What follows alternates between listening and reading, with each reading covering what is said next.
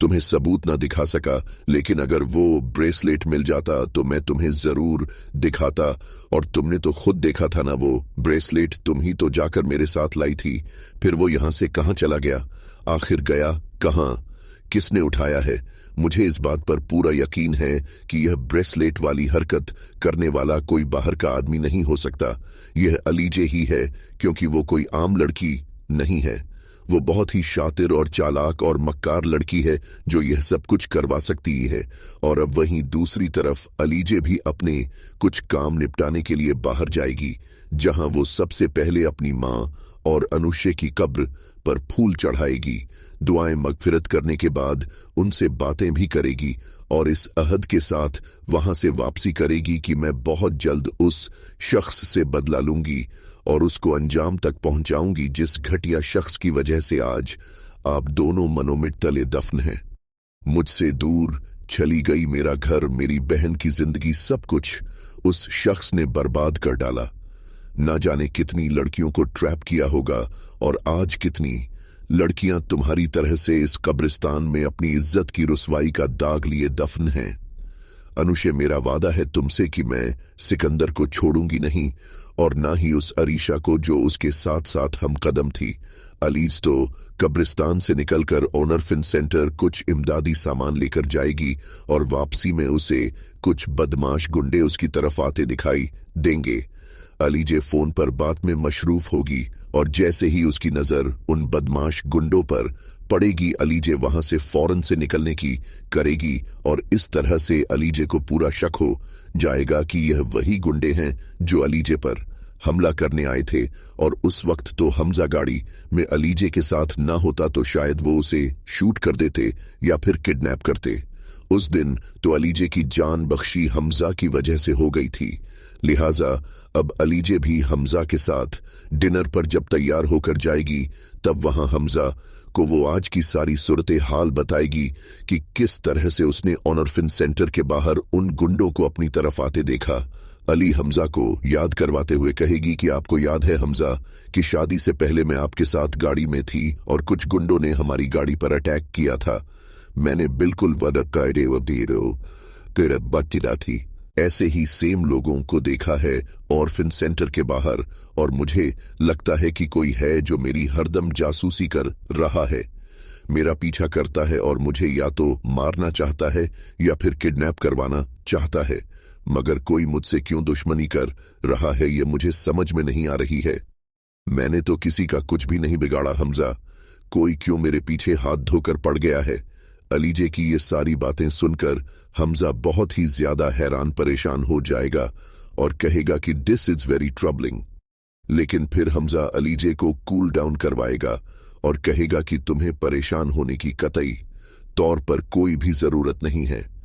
तुम मेरी जान हो और अपनी जान की हिफाजत के लिए मैं आज ही सिक्योरिटी लगवाता हूं।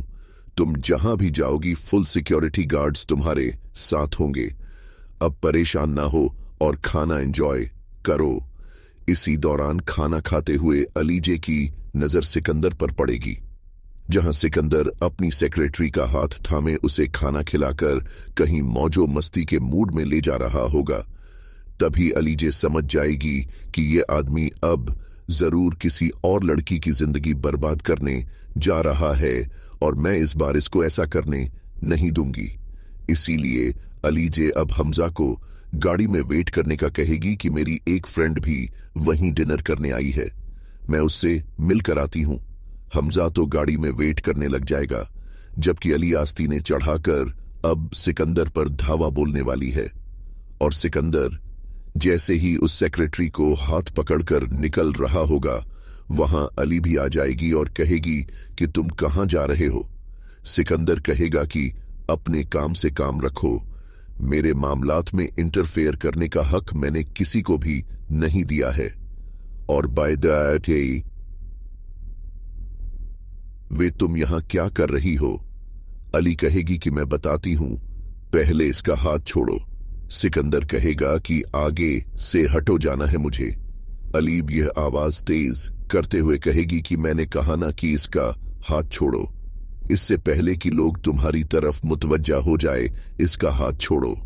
सिकंदर तो चारों नाचार सेक्रेटरी का हाथ छोड़कर चला जाएगा और घूर घूर कर मुड़कर अलीजे को देखेगा और अलीजे भी उसे उसी अंदाज में देखेगी कि मैं तुम्हारा खेल खत्म करना चाहती हूं।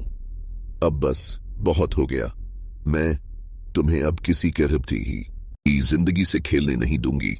मेरा अपना एक जाती ख्याल यही है और मुझे ऐसा लगता है कि अलीजे उस सेक्रेटरी से भी सारी तफसीलात सिकंदर की लेगी, जहां सेक्रेटरी भी यही बताएगी कि सिकंदर साहब ने मेरी कुछ वीडियोस बना रखी हैं जिसकी वजह से वो मुझे प्रैप करते हैं और मुझे उनकी हर बात और उनका हर हुक्म मानना पड़ता है जहां वो लेकर जाना चाहते हैं और जैसा वो चाहते हैं मुझे वो सब कुछ करना पड़ता है। अब अलीजे भी उस सिक्योरिटी की मदद से सिकंदर के गिर्द मजीद घेरा तंग करने वाली है और इसी के साथ नाजरीन अब फरीदानी की दौलतमंद औलादों का दिल तो सारे गरीबों पर ही आता है। सिकंदर को अनुशे से और हमजा को अलीजे से, इसी के साथ साथ अब निम्रा को भी एक होटल मैनेजर दायम से मोहब्बत हो गई है। माँ बाप दौलत के पुजारी और औलादों के दिलों में गरीबों के इश्क अर्मी का गुरूर तो खाक में मिलकर रह जाएगा जब वो नम्रा के प्रपोजल के बारे में सुनेंगी और हो सकता है कि नम्रा यहां से भाग जाए या फिर कोर्ट मैरिज ही कर ले, क्योंकि ना ही अरमीन और ना ही फरीद हमदानी किसी तरह से भी दायम को अपने दामाद की सूरत में कबूल करेंगे। बहरहाल नाजरीन, अब बहुत जल्द अलीजे सिकंदर को ऑफिस से भी निकलवाने वाली है, जहां सिकंदर की मर्जी की जगह अलीजे की मर्जी होगी और सिकंदर की अर्जी काबिल समात नहीं होगी।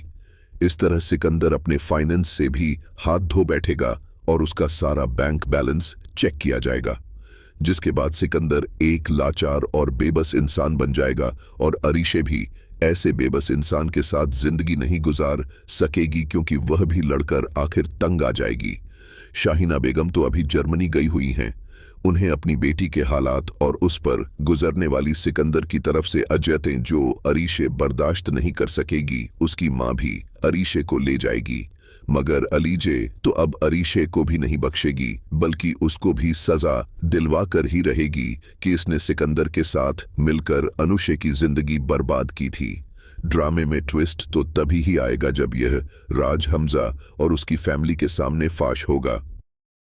तो नाजरीन, आप में से कौन कौन सिकंदर की तबाही का मुंतजिर है और आप सिकंदर के लिए क्या सजा तजवीज़ करना चाहेंगे, हमें इस बारे में अपनी राय से ज़रूर आगाह कीजिएगा।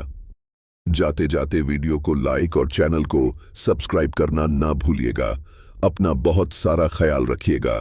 मिलते हैं नेक्स्ट वीडियो में, तब तक के लिए अल्लाह हाफिज।